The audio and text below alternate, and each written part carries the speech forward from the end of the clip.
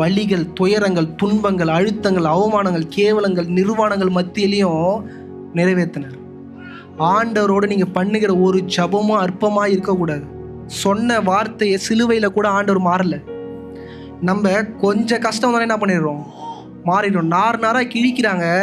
இவர்களை என்ன பண்ணுங்க, மன்னிங்க. அமெரிக்காவில் ஒரு பாஸ்டரை கழுத்தில் என்ன பண்ணிட்டாங்க, சுட்டுட்டாங்க.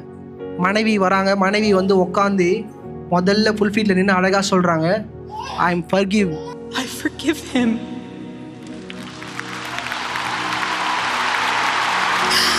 I forgive him because it was what Christ did and is what Charlie would do. தன் கணவனை கண் எதிர்க்கில் சுட்ட ஒரு நபரை என்ன பண்ணுறாங்க, முடியுமா அவங்களால? எனக்கு அப்படியே கண்ணெலாம் கலங்கிருச்சு. அழுதுகிட்டே சொல்கிறாங்க, Lord, I forgive him.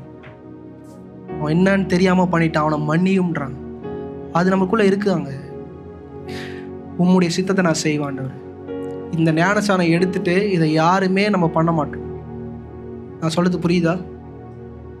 ஞானஸ்தானம் எடுத்து நம்ம யாருமே நம்ம வாயை திறந்து இதை சொல்லியே இருக்க மாட்டோம்.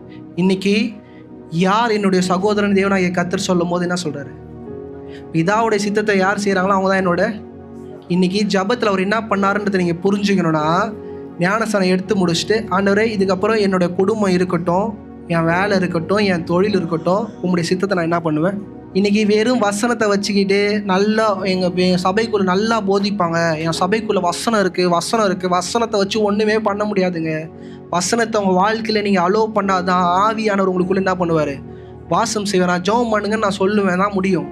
நீங்கள் போய் ஜெபம் பண்ணாதான் அதை உங்களால் என்ன பண்ண முடியும், பெற்றுக்கொள்ள முடியும்.